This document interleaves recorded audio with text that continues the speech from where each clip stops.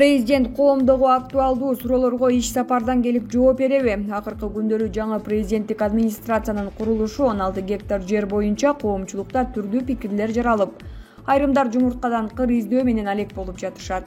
Анткени элдин көңүлүн башка жакка буруу максатында бүгүнкү күндө имарат зарыл эместигин, керектелүүчү каражаттар социалдык объекттерди курууга жумшоо туура болоорун айтышууда. Бирок сын айткандар мамлекет үчүн бир имарат салдыбы? Президент Садыр Жапаров жаңы курулуш жөнүндө маалымат берип, ага мамлекеттин бир тыйыны да кетпей турганын айткан. Ошондой эле аталган имарат Кыргызстан үчүн маанилүү стратегиялык объект болоору да белгиленген. Буга карабай кээ бирлер туура эмес маалымат жеткирип, бийликти жаман көрсөтүү аракетин көрүшүүдө. Мындан улам өлкө башчысы Садыр Жапаров аталган курулушка байланыштуу суроолорго жакынкы аралыкта жооп берерин билдирди. Кыргызстанга жаңы президенттик администрация имараты курулушу керекпи? Булак жылдыздуу саясат. Президент Садыр Жапаровдун Азербайжанга расмий сапары аяктады. Кыргыз Республикасынын президенти Садыр Жапаровдун Азербайжан Республикасына 19-20 апрелде болгон расмий сапары аяктады. Расмий сапарынын биринчи күнүндө мамлекет башчы Баку шаарындагы Ардак аллеяга барып, Азербайжандын улуттук лидери Гейдар Алиевдин жана анын жубайы Зарифа Алиеванын элесине таазим кылды. Ошондой эле Кыргыз Республикасынын делегациясы шейиттер аллеясында Азербайжандын курман болгон баатырларынын элесинен эскеришти. 20 апрелде Загулба президенттик сарайындагы эки өлкөнүн лидерлери Садыр Жапаров менен Илхам Алиевдин расмий жолугушуу аземи болду. Кыргызстандын президентин ардактуу кароол тосуп алды. Аземден кийин мамлекет башчылары тет форматында андан соң кеңейтилген курамда сүйлөшүүлөрдү өткөрүштү. Өлкө лидерлери эки тараптуу кызматташуунун кеңири спектрин, анын ичинде соода, экономикалык, маданий, гуманитардык жана инвестициялык тармактардагы кызматташууну талкуулашты. Сүйлөшүүлөрдүн жыйынтыгында биргелешкен кызматташтыкты тереңдетүүгө багытталган эки тараптуу 10 документке жана келишимдерге кол коюу аземи болду. Эң маанилүү документ болуп, эки өлкөнүн өз ара аракеттенүүсүн сапаттык жана жаңы деңгээлге алып чыккан стратегиялык өнөктөштүк жөнүндө декларация болду. Сүйлөшүүдөн кийин президент Садыр Жапаров Азербайжандын ири бизнес чөйрөсүнүн өкүлдөрү менен жолугушуп, аларды тоо-кен өнөр жайы, гидроэнергетика, айыл чарба жана башка тармактардагы ири жана келечектүү долбоорлорго инвестиция салууга чакырды. Жолугушуунун жүрүшүндө Кыргыз Республикасынын президентине караштуу инвестициялар боюнча улуттук агенттиги менен Азербайжан Республикасынын экспортту жана инвестицияларды илгерилетүү агенттигинин ортосунда кызматташуу жөнүндө меморандумга кол коюу аземи болду. Мамлекет башчы ошондой эле Мейли Меджилистан төрайымы Сахиба Али кызы Гафарова менен жолугушту. Жолугушууда эки тараптуу саясий, соода-экономикалык, маданий, гуманитардык жана парламенттер аралык кызматташуунун актуалдуу маселелери талкууланды. Расмий сапарын аяктаган президент Садыр Жапаров 20 апрелде Бишкекке кайтып келди. Булак Кыргыз Республикасынын президенттик администрациясы. Украинада курчуган кырдаал согуш кышка чейин созулушу мүмкүн.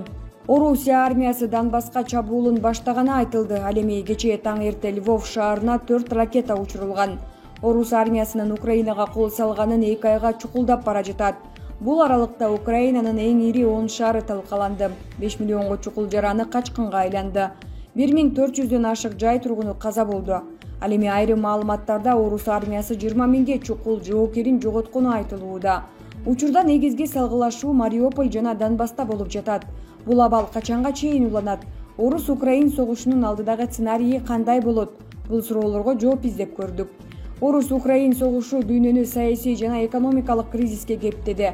Согуштун экинчи фазасы башталып, абал дагы да урчуду.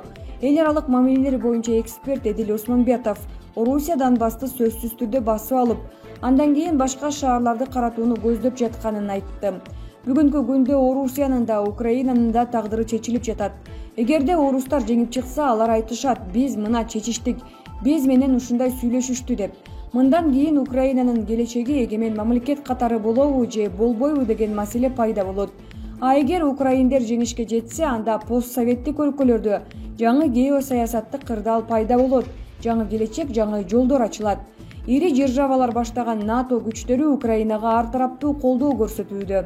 Тагыраагы аскердик техника каражат Орусияга каршы санкцияларды киргизүү менен жардам берүүдө. Мындан улам эки өлкө ортосундагы согуш оңой жана бат бүтпөсүн, жакын арада аяктабасын кошумчалады Осмонбетов. Эгерде Орусия Украинаны басып алса, Борбор Азияга аябагандай чоң таасир этет. Биринчи ирет Казакстанга жана башка өлкөлөргө, ошондой эле Кыргызстандын мамлекет катары өнүгүүсүнө, эгемендигине да коркунуч туудурат. Саясат талдоочу Игорь Шестаковдун пикиринде, Украина менен Орусиянын ортосундагы тынчтык сүйлөшүүлөрү согуш туткундарын алмашуу жана гуманитардык коридорлорду ачуу үчүн гана жасалып жатат. Анткени эки өлкөнүн тышкы иштер министрлигинин өкүлдөрү олуттуу түшүнүшүүгө жете элек. Бул окуялар мындан ары кандай өнүгө турганын айтуу кыйын, бирок так айтса болот. Бир нече ай же жума жөнүндө сөз болуп жаткан жок. Ушул жылдын аягына чейин биз эки өлкөнүн тирешине байкоо жүргүзөбүз деген ойдомун. Негизи орус аскерлери Донецк жана Луганск аймактарын толугу менен бошотуп, басып алуу боюнча аракеттерин ишке ашырат деген тыянак чыгарса болот. Орусия Украинанын чыгыш аймагын басып алууга кызыктар болуп жатат, дейт ал. Учурда дүйнөдө жаңы түзүлүш саясий кырдаал пайда болууда. Жакын арада жаңы геосаясий түзүлүшкө күбө болоорубузду бир нече талдоочу белгилеп өттү. Саясат таануучу Айбек Теңизбаевдин айтымында, Орусия үчүн Украинаны өзүнүн карамагына өткөрүп алуу өтө маанилүү болгон. Бирок Орусия жеңил ыкма колдонгондун ордуна аскердик агрессиялык кадам жасап, Украинага басып киргени менен бардык тараптан уттурду. Бул жерде Орусия Украинага кирүү менен бардык тараптан уттурду десек жаңылышпайбыз. Окуя кандай гана өнүкпөсүн, Орусия бул жерде утулгандардын тарабында болот. Анткени башындагы биринчи күндөрүн карасак, тез аранын ичинде саясий элитаны бийликтен кетирип, алардын ордуна орусиячыл бийликти орноштурганын көрдүк. Бирок бул максат ишке ашпай калды, себеби ал жерде бир гана Украина бийлиги эле эмес, жалпы батыш баалуулугун сактап, батыш дүйнөсүнө жакындоо керектигин терең түшүнүү менен кабыл алып, баары жан үрөп жатканы белгилүү болуп калды. Азыр Украина эли өз жерин тышкы күчтөрдөн коргоп жатат. Бул Украина үчүн улуу ата мекендик согуш, алар мекени үчүн өз жанын берүүгө даяр экени баарыбызга белгилүү болуп калды. Ошондуктан бул окуя алдыда кандай өнүкпөсүн, Орусиянын тарыхында кара тамга менен жазылып калат. Белгилей кетсек, дүйнөнүн 141 мамлекети Орусияга каршы чыгып, бул агрессия туура эмес деп эсептешүүдө. Талдоочулардын айтымында, геосаясаттагы 1,5 айдын жыйынтыгында Орусиянын эл аралык аброю кыйла төмөндөп кеткенин көрсөттү. Бул согуштун натыйжасында Украина сөзсүз экономикалык, менталдык, маданий жагынан батышка толук ыктап калат. Бир канча саат мурун Орусия Украинанын Мариуполь шаарындагы Азовсталь заводуна чабуул баштаганы айтылды. Украина бийлиги ал жерде жаш балдар жана аялдар башкалкалап жатканын айтып, аскерлер артка чегинбей турганын билдирүүдө. Эксперттердин пикиринде, Орусия эгер Мариуполь шаарын колго алса, анда согуштун сценарийинде дагы бир топ өзгөрүүлөр болот деп эсептейт. Булак, Марал ФМ, Чекиткейже. Орозо айт майрамы кайсы күнү белгиленери айтылды. Кыргызстанда Орозо айт майрамы 2 майда белгиленет. Бул тууралуу Кыргызстан мусулмандарынын дин башкармалыгы билдирди. Мындай чечим муфтияттын аалымдар кеңеши тарабынан кабыл алынды. Бул жылы Орозо айы 2 апрелде башталган. Эскертүү: жогорудагы көрсөтүлгөн күн айдын чыгуусуна жараша бир күнгө жылышы мүмкүн. Булак, Назар Ньюс, Чекиткейже.